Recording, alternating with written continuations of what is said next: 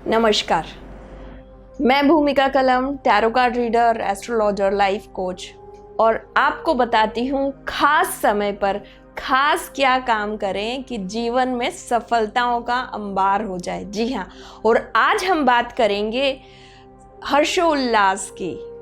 तो बात करूंगी होली की। हमारे जीवन के सबसे रंगीन त्योहार होली के बारे में आज आपको कुछ ऐसी खास बात बताने वाली हूं मैं, जो आपने अभी तक जानी नहीं होगी। और वो बात क्या है? इस बार जो होली आ रही है, इस बार जो पूर्णिमा और पूर्णिमा के बाद अगला दिन जिसको हम रंग खेलते हैं गुरेंडी, इस दोनों दिनों का एक विशेष महत्व है एस्ट्रोलॉजिकली। ग्रहों के गोचर और जो योग आते हैं उस हिसाब से आप देखें तो 499 वर्ष के बाद आने वाले इस जो योग हैं उसमें खास बात यह है कि ये पहली बार हो रहा है कि 4 योग एक जैसे एक ही समय में बन रहे हैं और ग्रहों के गोचर के हिसाब से इन योग में की जाने वाली कोई भी कर्म या सिद्धि कई गुना मल्टीपल हो सकती है। जी हाँ, तो आज मैं आपको बताने वाली हूँ कि क्या और कौन से योग हैं, इनका क्या महत्व है, इन योग में आपको क्या करना चाहिए जिससे आप अपनी बहुत सारी नकारात्मकता को खत्म लगभग कर सकते हैं और साथ में आप अपने जीवन को सकारात्मकता से भर सकते हैं। तो जिन विशेष योगों की मैं बात कर रही हूँ आपसे, उसका समय क्या है और कब से ये योग प्रभावी हो जाएंगे। पूर्णिमा का दिन है 28 मार्च और 28 मार्च की दोपहर 1:35 से सबसे पहले जो योग लग रहा है वो योग है वृद्धि योग। यानी आप जीवन में जिन चीज़ों की वृद्धि करना चाहते हैं, हम धन की वृद्धि करना चाहते हैं, हम स्वास्थ्य की वृद्धि करना चाहते हैं, हम कारोबार की वृद्धि करना चाहते हैं और हम चाहते हैं कि जीवन में हमारे रिश्ते भी सुंदर और वृद्धिदायक रहें, तो आप अपने सारी इन चीज़ों को जो आपकी चाहते हैं, आकांक्षाएं हैं, इसमें वृद्धि के लिए वृद्धि योग में कुछ ऐसी रेमेडीज कर सकते हैं, कुछ ऐसे कर्म कर सकते हैं जो आपको पूरे वर्ष हमेशा मल्टीपल रखेंगे आपकी आकांक्षाओं की पूर्ति के लिए।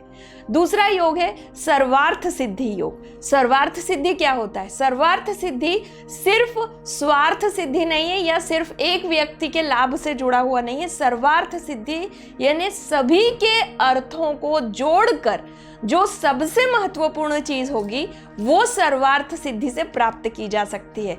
यानी आप अपना तो भला सोचें ही, दूसरों के भले के लिए भी आपके द्वारा किए गए कर्म मल्टीपल होंगे इस समय में और आप अपने अर्थ को या जो भी विशेष आप मांग चाहते हैं जीवन में, उन सब को कंटिन्यू करने के लिए आप सर्वार्थ सिद्धि योग में भी कई सारी रेमेडीज कर सकते हैं जो मैं आपको बताऊंगी।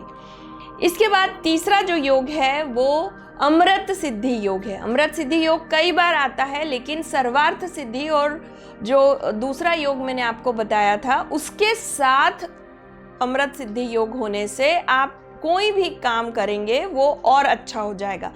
इस समय में खास बात यह भी है, अमृत सिद्धि योग में आप स्वास्थ्य के लिए विशेष रेमेडीज कर सकते हैं। ऐसे लोग जिनका स्वास्थ्य लंबे समय से खराब है, ऐसे व्यक्ति जिनके साथ कई बार एक्सीडेंट्स की घटनाएं होती रहती है, ऐसे लोग जिनके घर में हमेशा कोई ना कोई नेगेटिविटी और उस नेगेटिविटी के कारण बीमारियां बढ़ती हैं, तब आप ये अमृत सिद्धि योग और खासकर जो बाकी के योग इसके साथ आ रहे हैं उसमें काम कर सकते हैं। इसके साथ ही पड़ रहा है एक ध्रुव योग।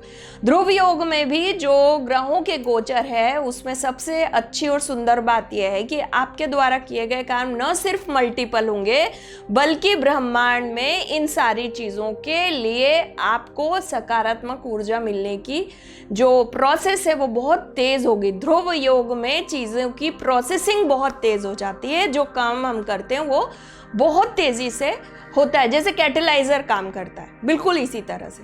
और इन सारे योगों में जब आप कोई भी छोटी छोटी रेमेडी करते हैं तो वो रेमेडीज बहुत हद तक आपके लिए कारगर होगी। न सिर्फ कारगर होगी बल्कि आपके साथ उस रेमेडी का जो इफेक्ट है वो लंबे समय रहेगा।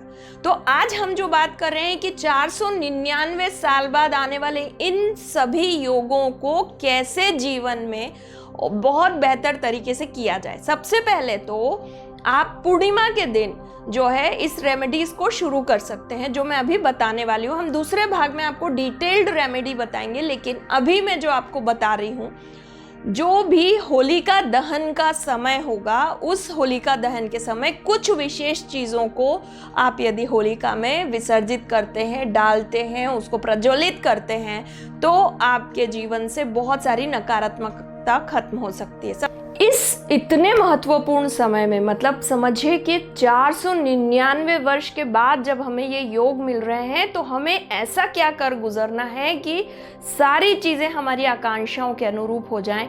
वो जो अभी तक नहीं हुआ, वो सब भी करने की गुंजाइश यहाँ मौजूद है समय में, काल में। तो हमें क्या करना है, ये खास है। सबसे पहले, यदि आप बार बार ऐसी परेशानियों में आ रहे हैं कि धन हानि हो रही है, दरिद्रता या फिर पैसे की कमी से आप जूझ रहे हैं, तो आपको एक अचूक उपाय मैं बताने जा रही हूँ जिसको आपको करना है। और वो उपाय ये है कि 1 मुट्ठी काला तिल लीजिए, 1 मुट्ठी चावल लीजिए, 1 पूरा मुट्ठी भर के कपूर लीजिए और इन तीनों की एक काले कपड़े में पोटली बना दीजिए, साथ में 1 नारियल। ये सभी चीज़ें ले जाके आप होलिका की पूजा करने के पश्चात होलिका में रख के आ जाइए, वहाँ पे जहाँ भी ये होलिका दहन होने वाला है। ये काम आपकी दरिद्रता को दूर करेगा, साथ साथ कि घर में होने वाली बार बार धन हानि या किसी तरह के लॉसेस हमें कंटिन्यू हो रहे हैं, उसको कम करेगा। एक और खास बात यहाँ पे, यदि आपका स्वास्थ्य बहुत खराब रहता है, बार बार घर में आपका या घर में और किसी का, और जिसके कारण हमें डॉक्टर, हॉस्पिटल्स के चक्कर काटते थक नहीं रहे हैं, ऐसे कई केसेस मेरे पास आए पिछले दिनों में, तो क्या करना है? इसके लिए आप एक शहद की बोतल, जो भी पूजा की सामग्री आप होलिका दहन के लिए ले जाएंगे या होलिका में पूजा के लिए ले जाएंगे, उसके साथ एक शहद की बोतल ज़रूर ले जाएं। और जो भी बीमार व्यक्ति है उसके ऊपर से आप उसको एंटी क्लॉकवाइज उतार लीजिए। आप इस शहद की बोतल को वहाँ पे समर्पित करके आ जाइए और घर आके फिर से स्नान करके उस व्यक्ति को होलिका का प्रसाद दीजिए। आप देखेंगे कि उनके स्वास्थ्य में धीरे धीरे वृद्धि हो रही है। ऐसी बहुत सारी महत्वपूर्ण रेमेडीज़ के लिए, जिसमें अलग अलग कार्य के लिए अलग अलग रेमेडीज़ मैं आपको अगले वीडियो में बताने जा रही हूँ। इस वीडियो इसी का पार्ट है, तो आप उसको ज़रूर देखिए। धन्यवाद।